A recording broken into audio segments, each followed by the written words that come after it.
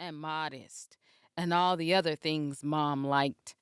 But when wet, it somehow still managed to stick to her like a ruffled black suction cup. Getting it off was not graceful. Getting it off a chilly body, it really wasn't warm enough for a pool party yet, was even worse. After a lot of wriggling and puffing, Rylee rolled the soggy suit into her towel with a defeated sigh. Mom and Rylee had only found an okay suit in her size. But her hair had looked amazing. Now, thanks to stupid Jackson, she'd have to spend the next 10 minutes in the bathroom blotting the water with a microfiber towel, uncoiling the kinks, and pulling her hair back as tightly as she could into a plain, old, everyday ponytail until she could get home to rinse the chlorine out. Rylee grabbed the zipper of her duffel bag and yanked, and stopped. She sucked in a breath, alarm raising the tiny hairs on her arms. There was her lotion, her deodorant, and her wide-toothed comb. There was her coconut mist body spray, which smelled so good it always made her hungry. There was the little wallet that held $5 and quarters for the bus, her hair bands, and her super shiny Shimmer Smile lip gloss. The rest of the bag held nothing. No bra, no underwear, no shorts, no long red t-shirt. Nothing. Baffled, Rylee checked the side of the bag, assuring herself that the familiar pink and white stripes and anchor decal were actually hers. She frantically riffled through the piles of towels and jeans on the floor. Maybe someone had opened her bag, thinking it was theirs, and her clothes had fallen out?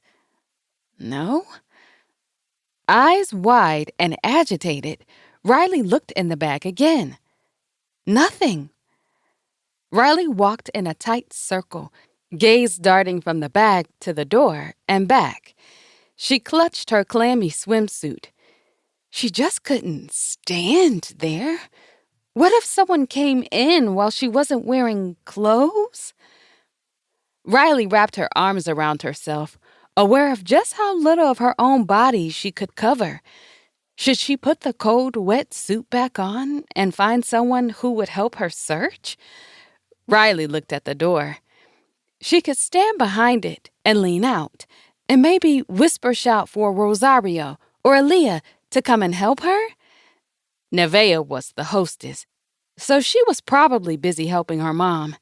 And Charisse, well, she was sometimes a little salty when you asked her for favors. Could she even get back into the suit when it was wet?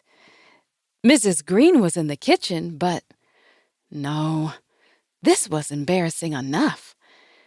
Rylee looked at her bag again, and then at the haphazard piles of other bags on the bed. All of them were zipped. This was so weird, but it couldn't be what she was thinking. Nobody would do something like this on purpose. Rylee dropped to her knees and peered under the bed. From behind her, there came a muffled noise. Creak! A chorus of giggles. No! Oh, no! Rylee's wet skin pebbled with goosebumps as she wrapped her arms around herself, trying to hold herself together. Her chest burned as she fought for air, coming stiffly to her feet in the middle of the room. Someone was watching. Someone was there while she crawled around without clothes. And whomever it was, they were laughing at her. Being laughed at while also being wet and cold and worried, this, Rylee was certain, was the absolute worst. The Segrest Sentinel reports. Segrest Standpoints. 5 Reasons You Should Join the Segrest Sentinel. By Nathan Tan, News Editor. The opinions expressed in the Segrest Sentinel are those of the students and do not necessarily reflect the official policies of Segrest.